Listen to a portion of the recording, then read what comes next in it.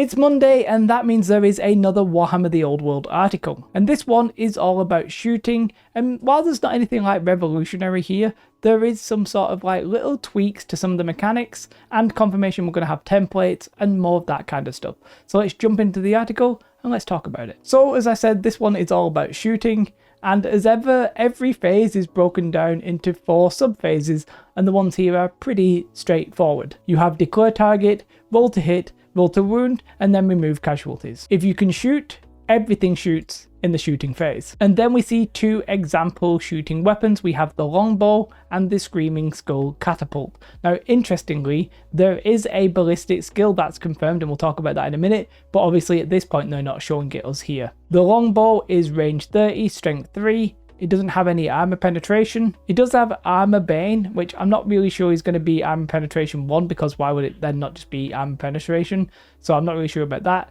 And it does have volley fire as well. The screaming skull catapult is range 12 to 60 inches, strength 4 or strength 8. I am assuming that the 8 is if it's in the center of the template. Armor penetration -1, -3, I'm guessing again if you're in the center of the template. And then there's some magical rules which are sort of explained here. So this shoots like a stone thrower using the bombardment special rule, which is a 3-inch blast template, and it uses the stone thrower misfire table. So confirmation that you can misfire with these as well. Pretty old school there.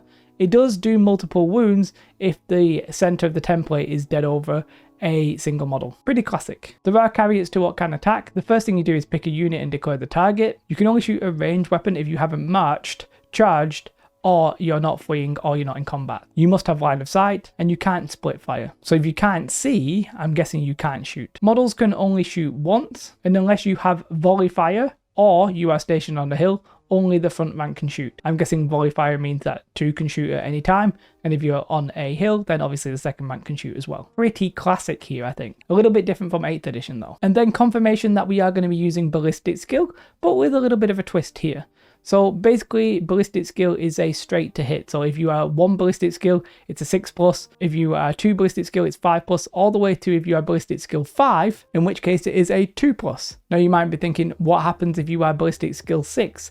Well, that actually gives you a second chance to hit, basically a reroll. So let's say you are ballistic skill 6 and there's no modifiers in this case, and you fail your 2+ roll. Then you do a second roll with the 6+, so you get a extra chance. And if you are ballistic skill 10, for example, you do a 2+ and then a 2+. So you're very likely to hit in that sense. There are times though where you are going to have negative modifiers. For example, it's -1 if you have moved, or if you're at long range, or you are receiving a charge, so you're doing this as a reaction basically, or if there is partial cover.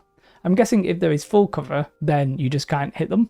I guess that's what it means. On top of that, a natural 1 always misses, but you can actually go above 6+, so it's not like a 6+ is guaranteed a hit. If you do need a 7+, then you need to roll a 6+ and then a 4+, 5+, 6+, etc. for the second roll. Pretty old school. Now this is one of the more exciting tables. Sounds a little bit sad because it's literally just a table of pluses and numbers and stuff like that.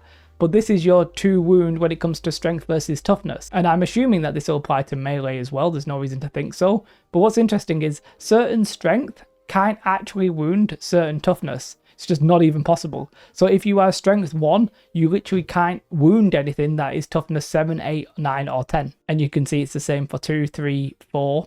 If you are 5 strength, then you can technically hit everything. You just need like 6+. I personally could have handled if they simplified this, because honestly, when I played, this was one of the things I just sort of struggled to always remember. But it's the classic thing that if you are attacking something with the same strength as toughness, then it's always going to be a 4+, and you can sort of see that's a diagonal line. If the strength is higher than the toughness by 1, then it's a 3+. If the strength is higher than the toughness by 2, then it's a 2+. And same for if the toughness is higher than the strength, it goes 5 and then 6. The interesting thing will be the actual cutoff, because you now just need to remember that a strength 1 can't hit a 7, 2 can't hit an 8, 3 can't hit a 9, and 4 can't hit a 10. Simple as that, I guess. Pretty cool, pretty interesting, pretty different, I think. I just said it's different. There'll be somebody who'll be like, this is the way it used to be. If it was, I've no idea when this was the case. We have confirmation that, of course, there are saving throws, and there are 2 saving throws as normal. You have your armor saving throw, and if that fails and you have a ward throw, then you get that as well.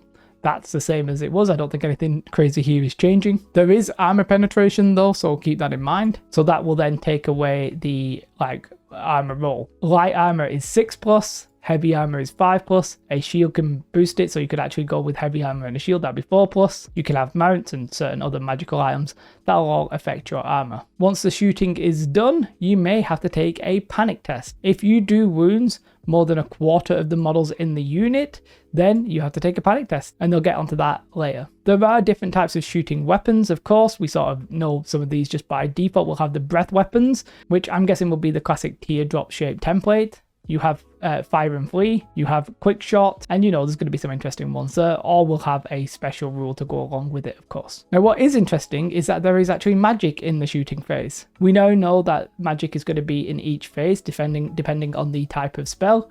For example, in the shooting phase, you're going to have magic missiles and magical vortexes. Humans will have the fireball, because they sort of mentioned it there, and this is a magic missile with a casting value of 8+, it has a range of 24 inches. The enemy unit suffers 2d6 strength 4 hits, each with an AP of dash.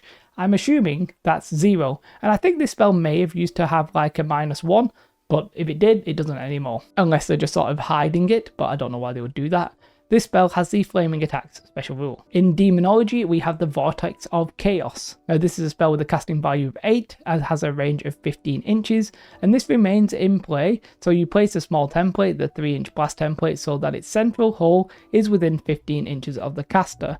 Whilst in play, the template is treated as dangerous terrain. The template moves d6 in a random direction during every start of turn subphase. Any unit, friend or foe, the moving template touches or moves over suffers d6 +1 strength 3 hits, each with an armor penetration value of dash. Again, I'm assuming that means 0. Pretty cool, pretty interesting. Next week, it's all going to be about combat. And then I'm not sure what happens. I think I'm not sure when there's like an event, so they're going to show off some miniatures, I think, maybe on Saturday, but it's like 3 in the morning for the UK, so I'm not going to watch it live. I value my sleep pattern way more than that. So all in all, there's not like a great deal of like revolution here.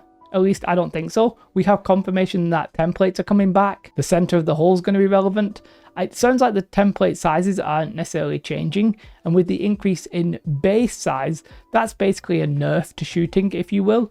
But, probably one that, most people might agree with anyway, depending on what kind of army you play, I guess. But it will be very interesting nonetheless when we see that. And yeah, it's nice that the ballistic skill changes. I think this sort of makes sense. This one's sort of relatively easy to remember. This, I think, is relatively easy to remember, as long as you can now remember that some of the strength cannot actually wound anything. I guess it's simpler this than doing what they do with, like with the rerolls. It's not like if you hit the 6+, you then need to do a 4+, the way that it works with shooting. So you can always hit, but you can't necessarily always wound. Okay, cool. I won't waste your time. That was the end of the article. Let me know your thoughts in the comments below. If you want to support me, I do have a Patreon. Other than that, I hope you have a most beautiful day. Like and subscribe. Goodbye.